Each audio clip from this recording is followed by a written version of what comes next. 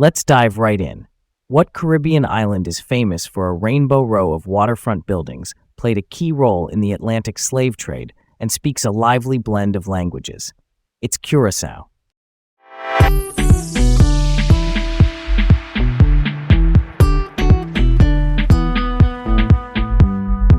Hey, I'm Leah, feeling super energized today and can't wait to dive into this topic. And I'm Garrett, equally excited to explore today's subject on Laid Back Learning with Leah and Garrett. Today we're exploring the fascinating history and culture of Curaçao, a unique blend of Dutch influence and Caribbean soul. Picture this. A college friend hands me this bright blue cocktail at a party, and I'm like, what even is this? They say blue Curaçao. I find out it's flavored by the laraja, this super bitter orange that adapted to Curaçao's dry climate, and I remember thinking, wild that a fruit that didn't sweeten over time still ended up in half the world's beach drinks. All right, let me paint the picture for you. Curaçao is a constituent country within the Kingdom of the Netherlands. That means it runs most of its own internal affairs, while the kingdom handles things like defense and foreign policy.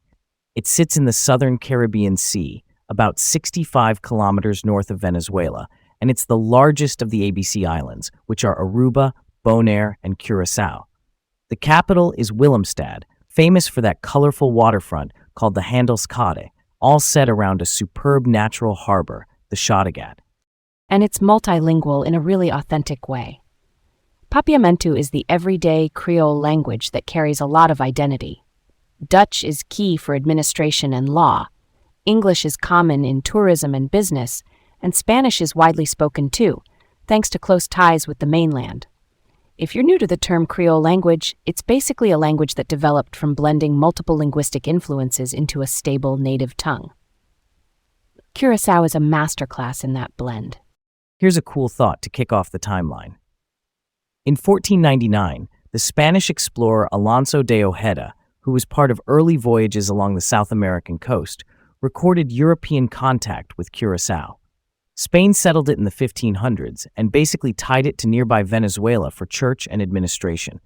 Early reports called it poor in gold and tough for agriculture. Some even nicknamed it the useless island. Not gonna lie, that's a curveball, because the island's harbor was about to flip the script. Right. Then in 1634, the Dutch West India Company arrived under the command of Johan van Walbeek, a Dutch commander.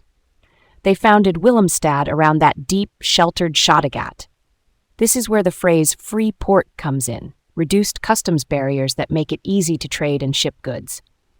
Curaçao got that status in 1674 and became a magnet for commerce across the Caribbean. And in 1662, the company chose Curaçao as a center of the Atlantic slave trade, the forced transport of Africans to the Americas. It's a heavy truth. The profits built up a merchant class and financed the architecture we still see in Willemstad's historic core, which today is UNESCO listed. Dutch gables meet Caribbean colors. It's beautiful, but the backstory is complicated. That duality is part of why this place sticks in your memory. Let's not let this one slide by. In 1795, Tula Rigaud led a major slave revolt, joined by leaders like Louis Mercier, Bastian Carpata, and Pedro Wacau. Tula was an enslaved man pushing for freedom and human dignity, inspired by wider revolutionary ideas. The uprising involved thousands, and although it was suppressed in about a month, it's remembered as a moral landmark in Curaçao's story. That kind of courage still echoes in public commemorations today. Fast forward. During World War II, Curaçao mattered a ton to the Allies. In 1941, the United States built Hato Airfield to help protect the area from threats, including German U-boats. In 1942, under Operation Neuland, submarines targeted shipping near Willemstad because the island's refineries were fueling the Allied effort. There were shore batteries firing back and coordinated patrols with the U.S. Navy's Fourth Fleet. It's wild how that works out. A small island becomes critical because it refines and ships fuel at scale. And then 1969 hits like a tremor. Layoffs at the Shell refinery, layered with racial inequities and constitutional frustrations, ignite riots in Willemstad in May 1969. 2 people died. There was significant damage. Dutch Marines intervened. Afterward came reforms that expanded Afro-Curaçaoan influence in politics and public life, and papiamentu gained more prominence. Real talk, that's one of those turning points where a society rethinks who gets a voice and how history gets remembered. All right, let's roll on to the constitutional endgame. In 2010, the Netherlands Antilles dissolved, and Curaçao became a country within the Kingdom of the Netherlands. In plain terms, it got greater self-government domestically. The kingdom still takes care of things like defense and foreign affairs, and there's financial oversight as part of earlier debt relief. Debt relief with oversight means you get help paying down or stabilizing debt, but you agree to external checks on your budget to keep things steady. Economically, here's where it gets layered. Back in 1914, oil discovered in Venezuela's Maracaibo Basin transformed Curaçao into a major refinery hub, with companies like Shell and Exxon using vertical integration. That's when a company controls multiple stages, from extraction to shipping to refining to sales. Over time, the refinery faced downturns. Shell exited in 1985, selling the plant to a local consortium. Later lawsuits alleged excessive emissions. That debate tied into health, jobs, and the environment. Today, tourism, logistics, and culture are central, and there's a big emphasis on preserving heritage like Willemstad's historic districts. And for a fresh chapter, the island made its debut at the 2026 FIFA World Cup, reportedly the smallest nation by population and area to qualify. That's pretty cool, right? Sports has a way of stitching together pride at home and in the diaspora, and it can push investment into youth programs and facilities. Feels like a cultural milestone as much as a soccer one. Okay, let's move on to a mystery I love. Where does the name Curaçao come from? There are two main theories. One says it's an indigenous autonym. Early Spanish references mention Indios Curaçaos, which could mean the original people called themselves or their group something like Curaçao. The other is the sailor's story. Portuguese or Spanish mariners recovering from scurvy supposedly named it Ilha da Curaçao, or Isla de la Curación, meaning island of healing. No definitive proof either way. Here's another angle to look at. I kind of like the Healing Island story because it's poetic. You picture a shipwrecked crew finding fruit in fresh water, bouncing back, and naming the place for that moment. But yeah, I get it. It's also a tidy tale that's hard to verify. Why do you lean indigenous autonym over the recovery legend? Because the documentary breadcrumbs tilt that way for me. Early Spanish sources explicitly mention the Curaçao's people, which suggests a name in use before Europeans tried to label experiences. And we see lots of islands whose names trace back to indigenous roots. That said, I don't hate the healing story. It fits the era's word-of-mouth mythology. I just think the autonym has a firmer documentary footing. Yeah, that checks out. I guess we land in the same place on evidence, even if I'm still charmed by the scurvy cure vibe. Without a smoking gun source, both remain in play.